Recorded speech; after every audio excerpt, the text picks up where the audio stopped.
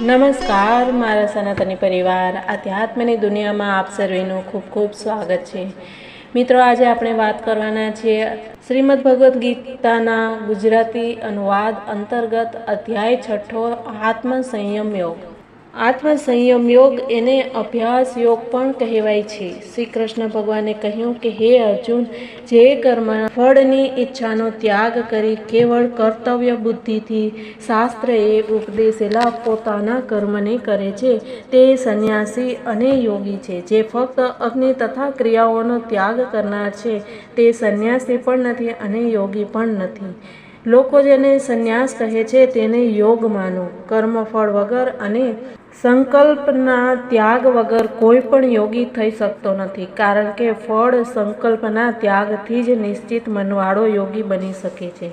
કર્મને જ્ઞાન યોગમાં પ્રવેશવાનું સાધન કહ્યું છે, કારણ કે કર્મની મારફત મન શુદ્ધ હોવાથી જ્ઞાનનિષ્ઠ હોય છે, પછી શાંતિ મળવાથી કલ્યાણનો ભાગીદાર બને છે. જે કર્મોની આસક્તિનો ત્યાગ કરી બધા ભોગ વિષયોનો ત્યાગી બને છે તેને યોગારૂઢ કહેવામાં આવે છે. વિવેકયુક્ત આત્માથી આત્માનો ઉદ્ધાર કરે, તેની અધોગતિ ન કરે, કારણ કે આત્મા જ આપણો ભાઈ અને શત્રુ છે. જેણે પોતાના આત્માથી આત્માને વશ કર્યો છે તે આત્મા તેનો ભાઈ, અને જેણે આત્માને જીત્યો નથી તે આત્મા તેનો શત્રુ છે અને શત્રુની જેમ વર્તે છે. જેણે મન કાબૂમાં રાખ્યું છે અને જે રાગ દ્વેષ વગરનો છે તે ઠંડી ગરમી સુખ દુઃખ હોવા છતાં સ્વાત્મનિષ્ઠ રહે છે.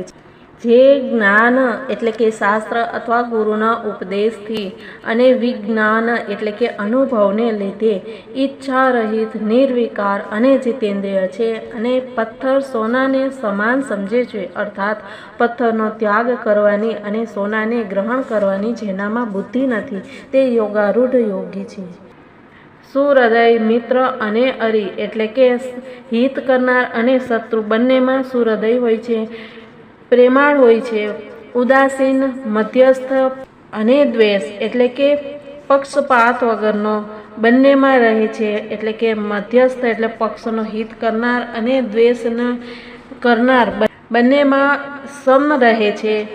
બંધુ, સાધુ અને પાપી આ બધામાં રાગ દ્વેષ વગરની બુદ્ધિ રાખનાર પુરુષ યોગીમાં પણ શ્રેષ્ઠ છે.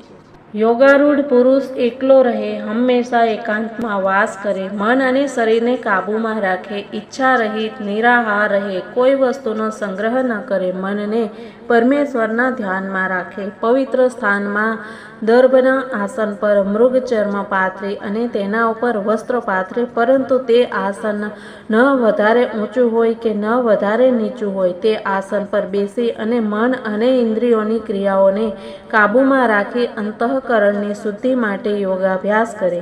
યોગાભ્યાસમાં શરીર, માથું અને ગરદન અર્થાત મૂલાધારથી માથા સુધીના ભાગને નિશ્ચલ રાખે અને એટલે કે સ્થિર રહે.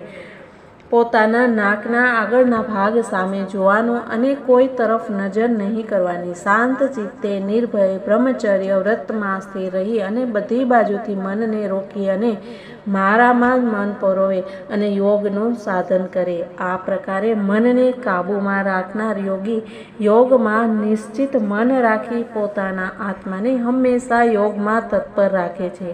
તે મારામાં રહેલી શાંતિને મેળવે છે. બહુ ખાવાથી, બહુ ભોજનનો ત્યાગ કરવાથી, બહુ સૂવાથી અને બહુ જાગરણથી યોગ સિદ્ધ થતો નથી. જે નિયમિત આહાર વિહાર અને કર્મ કરે છે તથા પ્રમાણથી સૂવે છે અને જાગે છે તેનો યોગ દુઃખોને દૂર કરનાર હોય છે. જ્યારે મન આત્મામાં જ નિશ્ચલ રૂપથી સ્થિર થાય છે અને બધી આ લોકની તથા પરલોકની ઈચ્છાઓથી તૃષ્ણા રહિત બને છે, ત્યારે તે સાચો યોગી કહેવાય છે. આત્મવિષયક યોગાભ્યાસમાં રત યોગીનું ચિત્ત પવન વગરના સ્થાનમાં રહેલા દીપકની માફક નિશ્ચલ થઈ જાય છે. ચિત્તવૃત્તિઓ અટકવાથી જ્યાં આરામ કરે છે અને શુદ્ધ મનથી આત્માને જ જુએ છે તથા આત્મદર્શનમાં જ સંતોષ માને છે અને તેનાથી વધારે જાણતો નથી. ઇન્દ્રિયો જેને પ્રાપ્ત કરી શકતી નથી, બુદ્ધિ જેને પ્રાપ્ત કરી શકે છે, એવું ઘણું સુખ ભોગવતો હોવા છતાં આત્મ સ્વરૂપથી ચલાયમાન થતો નથી. આત્મસુખરૂપ લાભથી વધારે લાભ બીજા કોઈને માનતો નથી અને આ સુખમાં રહી અને ઠંડી ગરમી વગેરે દુઃખોથી વિચલિત નથી થતો તથા દુઃખનો જરા પણ સંબંધ નથી રહેતો, તેને યોગ શબ્દનો અર્થ જાણો. તે યોગ શાસ્ત્રના આચાર્યોના ઉપદેશથી પ્રયત્નશીલ બની અને અભ્યાસ કરવા લાયક છે. સંકલ્પથી થનાર વાસના રહિત બધી ઈચ્છાઓનો ત્યાગ કરી મનની મારફત બધી બાજુએથી ઇન્દ્રિય સમૂહોને રોકી અને યોગાભ્યાસ કરો. ધૈર્યયુક્ત બુદ્ધિથી મનને આત્મામાં ધીરે ધીરે નિશ્ચલ કરી અને વિશ્રામ લેવો અને કોઈ વસ્તુનું ચિંતન ન કરવું. મન ચંચળ અને અસ્થિર છે, તેથી આ રજોગુણ વશ જ્યાં જ્યાં ફરે ત્યાંથી રોકી અને આત્મામાં જ સ્થિર કરો. જેનો રજોગુણ અને મન શાંત થઈ ગયા છે તેવા નિષ્કામ અને બ્રહ્મ તત્વને પ્રાપ્ત કરનાર યોગીને ઉત્તમ સમાધિ સુખ જાતે પ્રાપ્ત થાય છે. પાપો રહિત બની અને અનાયાસે બ્રહ્મ સાક્ષાત્કાર રૂપ સર્વશ્રેષ્ઠ સુખને મેળવે છે, અર્થાત જીવન મુક્ત થઈ જાય છે. યોગાભ્યાસ દ્વારા એક ધ્યાન થઈ અને બધામાં બ્રહ્મને જુએ છે અને પોતાના આત્માને બ્રહ્માથી માંડી સ્થાવર પર્યંત બધા પ્રાણીઓમાં રહેલા જુએ છે તથા તેને પોતાના આત્મામાં અભેદ ભાવથી જુએ છે. આ પ્રકારે જોનાર યોગીથી ન તો હું અદ્રશ્ય છું અને ન તે મારાથી અદ્રશ્ય છે. તે જ્ઞાની છે અને બધા કર્મોનો ત્યાગ કરવાથી પણ તે મારામાં મળેલો છે, અર્થાત તે મારાથી અલગ થતો નથી. જે બીજા પ્રાણીઓમાં પણ પોતાના જેવું સુખ દુઃખ જુએ છે અને બધાના સુખની જ ઈચ્છા કરે છે તે યોગી શ્રેષ્ઠ છે.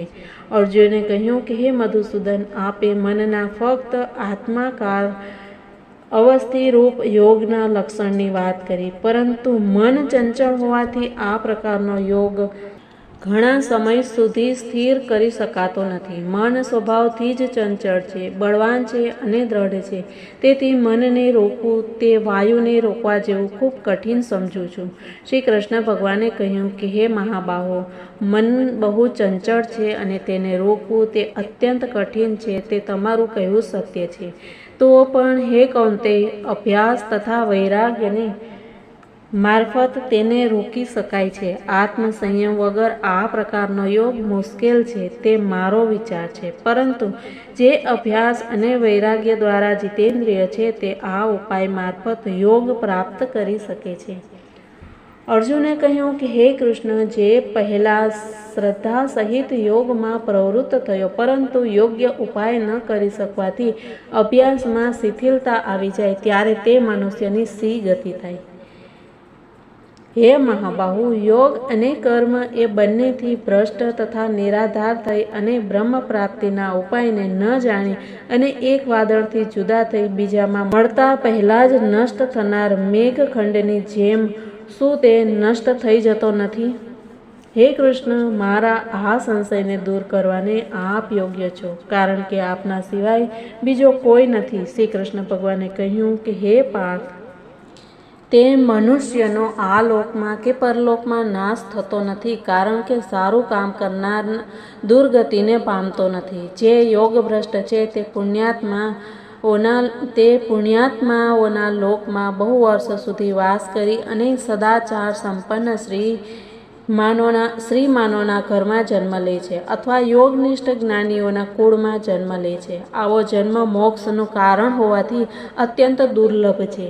બંનેમાંથી કોઈ પણ દેહમાં જઈ અને પૂર્વ દેહને બ્રહ્મ વિષયક બુદ્ધિ સંયોગને પ્રાપ્ત કરી અને મોક્ષમાં વધારે પ્રયત્ન કરે છે. તે પૂર્વજન્મના અભ્યાસને લીધે મુશ્કેલી હોવા છતાં યોગનિષ્ઠ થઈ જાય છે અને કેવળ યોગ સ્વરૂપનો જિજ્ઞાસુ માત્ર હોવાથી વેદોક્ત કર્મફળથી પણ વધારે ફળને મેળવે છે.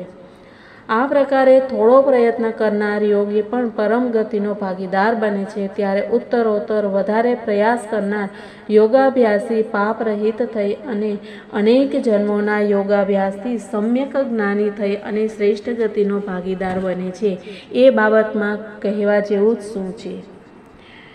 કૃચ્છ, ચાંદ્રાયણ આદિ તપોનિષ્ઠ શાસ્ત્ર જ્ઞાની અને વાવ કુવા વગેરે બનાવનાર કર્મનિષ્ઠ કરતાં પણ યોગી શ્રેષ્ઠ છે. તેથી હે અર્જુન, તમે યોગી બનો. જે શ્રદ્ધાપૂર્વક મારામાં મન પરોવી અને મારું ભજન કરે છે તે યોગીઓમાં પણ શ્રેષ્ઠ છે. આ મારો મત છે, તેથી મારા ભક્ત બનો.